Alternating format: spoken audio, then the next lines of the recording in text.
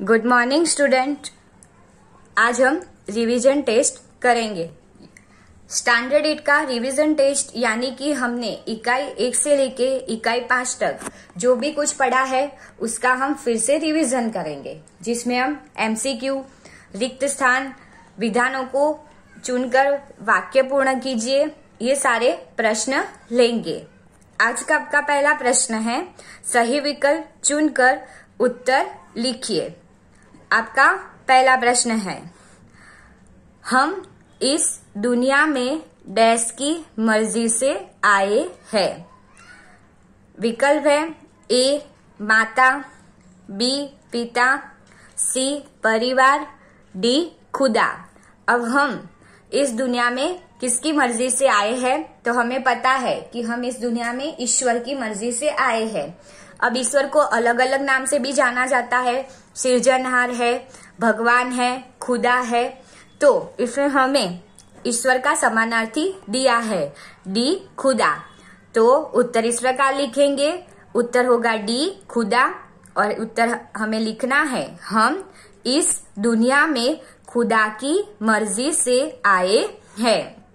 आगे का प्रश्न है, हमें खुदा की डैश से शरीर और प्राण मिले हैं। किससे मिले हैं? ए हिम्मत, बी किस्मत, सी मेहनत, डी रहमत। अब खुदा ने कोई हिम्मत तो की नहीं है हमें शरीर और प्राण देने के लिए, ना मेहनत की है, तो रहमत यानी कि कृपा दृष्टि। तो उत्तर आएगा डी रहमत। उत्तर इस प्रकार लिखेंगे, हमें खुदा की रहमत से शरीर और प्राण मिले हैं। आगे का प्रश्न है, कवि चाहता है कि खुदा हम सब पर अपनी डैश रखे। क्या रखे? खबर, बी दुआ, सी नजर, डी डगर। यानी कि खुदा की जो कृपा दृष्टि है वो सदैव हम पर बनी रहे। तो कृपा दृष्टि, दृष्टि को क्या बोलते हैं? दूसरा नाम नजर। तो उत्तर आएगा सी नजर। आगे का प्रश्न है, खुदा चाहे तो हर डैश को टाल सकता है। किसे टाल सकता है?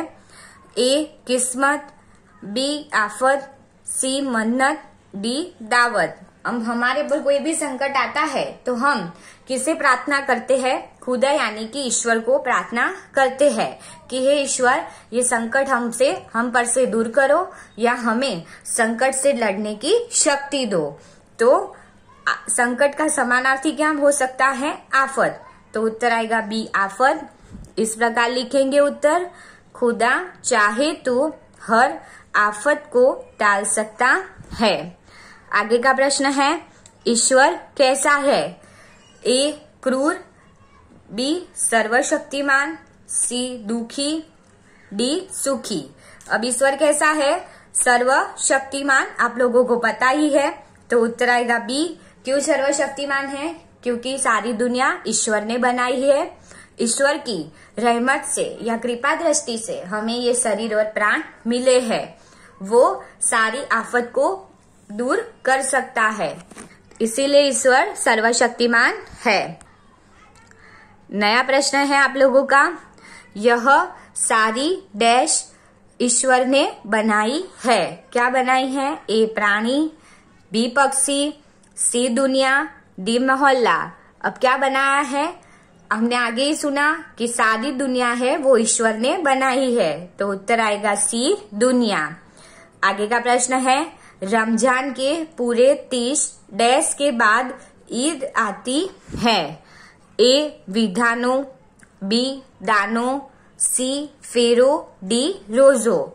अब रमजान महीना आता है जो मुस्लिमों का पवित्र त्योहार है। तो रमजान महीने में मुस्लिम लोग क्या करते हैं?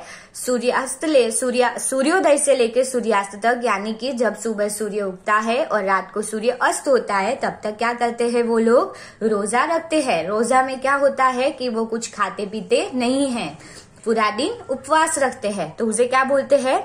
रोजा कहते हैं। और खुदा की बंदगी यानी कि प्रार्थना करते हैं। तो उत्तर आएगा डी रोजा, यानी कि रमजान के पूरे 30 रोजों के बाद ईद आती है। आगे का प्रश्न है, डैश आमीना का पोता था। विकल्प है ए मोहसिन, बी महमूद, सी हामिद, डी नूरे। अब आमीना का पोता कौन था, वो हमने ईदगाह वाला जो इकाई था उसमें देखा था, और पूरा जो इकाई था वो उस दोनों पर ही था, हामिद और आमीना पर। तो उत्तर आएगा सी हामिद।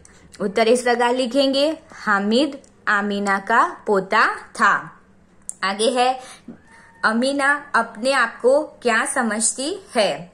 ए भाग्यवान, बी भाग्यहीन, सी मूर्ख, डी लापरवाह। अब अमीना अपने आप को क्या समझती थी जब ईद का त्योहार था?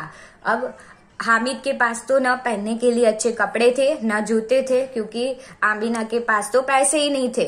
अब उसके जो माता पिता थे दोनों मर गए थे। आमीना थी जो अमीना उसकी जो दादी थी, उसने ही उसे पाल पोस कर बड़ा किया था। अब मेले में जाना था और हामिद के पास तो कोई था नहीं और वो अकेले भेज नहीं सकती थी, इसीलिए अपने आप को कोस रही थी। इसीलिए अपने आप को क्या समझ रही होगी? तो बी भाग्यवान, अरे भाग्यहीन। तो उत्तर आएगा, अमीना अपने को भाग्यहीन समझती है। आगे का प्रश्न है, खिलौने देखकर कोई क्या नहीं देगा? विकल्प है, ए शाबाशी, बी पैसे, सी दुआएं, डी बधाई। अब खिलौने देखकर कोई हमें क्या नहीं देगा? तो आएगा ए शाबाशी। आगे का प्रश्न है, हामिद को किसने साथी बनाया? किसने साथी बनाया था? तो विकल्प देख लेंगे, ए नूरे ने, बी मोहसिन ने, सी महमूद ने, डी सम्मी ने। तो हामिद को किसने साथी बनाया था? तो आएगा सी महमूद ने हामिद को साथी बनाया था। आगे का प्रश्न है, ईद की नमाज पढ़ने की जगह को क्या कहते हैं? विकल्प है, ए ईदबाग, बी ईद मैदान, सी ईदगर, डी ईदगाह। अब जहां मुस्लिम बिरादर जहां ईद नमाज पढ़ते हैं, खुदा की बंदगी करते हैं, उसे क्या कहते हैं? तो उत्तर आएगा डी ईदगाह। तो ईद की नमाज पढ़ने की जगह को ईदगाह कहते हैं। दूसरे शब्द में हम मस्जिद भी बोल सकते हैं। आगे का प्रश्न है, हामिद के पास कितने पैसे थे? जब हामिद ईदगाह के मेले में जा रहा था तो कितने रुपए दिए थे उसकी दादी ने, यानी कि कितने पैसे दिए थे? तो क्या आएगा? तो पहले विकल्प देखते हैं, ए 4, बी 5, सी 6, डी 3। तो हमें पता है कि हामिद के पास कितने पैसे थे, तो उत्तर आएगा डी 3 पैसे ही थे। आगे का प्रश्न है, हामिद ने मेले में से क्या खरीदा? विकल्प है, ए भिस्ती, बी चिमटा, सी वकील, डी मिठाई। तो हामिद ने क्या खरीदा था? उसने मिठाई वाले की दुकान देखी पर मिठाई नहीं खाई। फिर जो लोग चरखी में बैठे थे तो वो चरखी में नहीं बैठा, खिलौने की दुकान के पास से निकला फिर भी खिलौना नहीं लिया। तो उसने क्या लिया था? सही बात है, चिमटा लिया था। लोहे की दुकान के पास खड़ा रहा और वहां उसने चिमटा देखा। तब उसे अपनी बूढ़ी दादी अमीना की याद आई कि जब वो रोटी सेकती है तो उसके हाथ जल जाते हैं। उसके पास चिमटा नहीं है, इसलिए हामिद ने क्या लिया था? चिमटा। तो उत्तर आएगा बी चिमटा। आगे है, नूरे ने मेले में से क्या खरीदा? विकल्प है, ए वकील, बी भिस्ती, सी मिठाई, डी चिमटा। तो नूरे ने मेले में से क्या खरीदा था? काले कोट वाला वकील। तो उत्तर आएगा ए वकील। आगे है, छोटे बच्चों के लिए डैश का त्योहार है? ए ईद का, बी उत्तरायण का, सी रक्षाबंधन का, डी दिवाली का। तो छोटे बच्चों के लिए तो कौन सा त्योहार था? तो आएगा ईद का, यानी कि मेले में जाना, फिर खिलौने खरीदना, मिठाई खाना, वो सब बच्चों को मजा आता है और आनंद देता है, इसीलिए बच्चों के लिए ही ईद का त्योहार था। आगे का प्रश्न है, हामिद आमीना को क्या कहता था? क्या कहता था? ए दादी, बी नानी, सी अम्मा, डी माँ। तो हामिद अमीना को क्या कहता था? थी उसकी दादी, पर दादी कह के तो नहीं बुलाता था, तो उत्तर आएगा सी अम्मा। आगे का प्रश्न है, नील आर्मस्ट्रॉन्ग देश का अंतरिक्ष यात्री था। विकल्प है A America, B Russia, C England, D France. तो क्या आएगा, नील आर्मस्ट्रॉन्ग किस देश का अंतरिक्ष यात्री था? तो आएगा ए अमेरिका। उत्तर इस प्रकार लिखेंगे, नील आर्मस्ट्रॉन्ग अमेरिका का अंतरिक्ष यात्री था। क्यों? और वो अंतरिक्ष में जाने वाला पहला अंतरिक्ष यात्री था। वो भी मैंने आप लोगों को बताया था कि दुनिया में पहला अंतरिक्ष यात्री यानी कि अंतरिक्ष में जाने वाला वो पहला था। आगे का प्रश्न है, करनाल शहर किस प्रांत में है? विकल्प देखते हैं, ए पंजाब में, बी उत्तर प्रदेश में, सी हरियाणा में, डी राजस्थान में। तो करनाल शहर किस प्रांत में है? तो सी हरियाणा में। अब इसमें करनाल शहर की बात क्यों की गई है? तो हमारी भारत की पहली महिला अंतरिक्ष यात्री कौन थी? मैंने आप लोगों को बताया था। तो क्या थी वो, कौन थी वो? कल्पना चावला। उसका जन्म कहाँ हुआ था? हरियाणा के करनाल शहर में, इसीलिए उस इधर करनाल शहर की बात की गई है। नया प्रश्न है हमारा, सुनीता के पिता डैश थे, क्या थे? A engineer, B doctor, C professor, D व्यापारी। तो सुनीता के पिता थे जो दीपक भाई पंड्या और उनकी माता का नाम था उर्षबाई। तो सुनीता के पिता क्या थे? पेशे से डॉक्टर थे, और वो भी किसके डॉक्टर थे? न्यूरोसर्जन। मैंने आपको जब इकाई समझाया अंतरिक्ष परी सुनीता विलियम, तब इसमें कहा था कि वो न्यूरोसर्जन थे यानी कि मगज के डॉक्टर थे। तो उत्तर आएगा बी डॉक्टर। आगे का प्रश्न है, सुनीता और कल्पना चावला दोनों को किससे बेहद लगाव था? अब सुनीता और कल्पना चावला दोनों अंतरिक्ष यात्री थी, और दोनों, कल्पना चावला भारत की पहली महिला अंतरिक्ष यात्री थी। तो पहले हम विकल्प देखते हैं, ए भारतीय फिल्मों से, बी भारतीय नृत्य से, सी भारतीय भोजन से, डी भारतीय संगीत से। तो दोनों को किससे लगाव था? तो उत्तर आएगा डी भारतीय संगीत से। आगे है, अंतरराष्ट्रीय अड्डा पृथ्वी से कितनी दूरी पर स्थित है? तो अंतरराष्ट्रीय अंतरिक्ष अड्डा किस पृथ्वी से कितनी किमी दूर है? तो कितनी दूरी पर है? तो वो विकल्प देखते हैं, ए 360 किमी, 260 किलोमीटर, सी 405 किलोमीटर, डी 160 किलोमीटर। तो कितने किलोमीटर दूर है? तो वो आएगा उत्तर ए 360 किलोमीटर। आगे का प्रश्न है, डैश प्रथम भारतीय महिला अंतरिक्ष यात्री थी? विकल्प है, सुनीता विलियम्स, बी कल्पना चावला, सी लिसा नोवाक, डी सैमन वॉकर। तो भारत की पहली महिला अंतरिक्ष यात्री कौन थी? अभी मैंने आगे ही बताया है आपको। तो वो कौन आएगा? बी कल्पना चावला। दूसरा है, सुनीता का जन्म कहाँ हुआ था?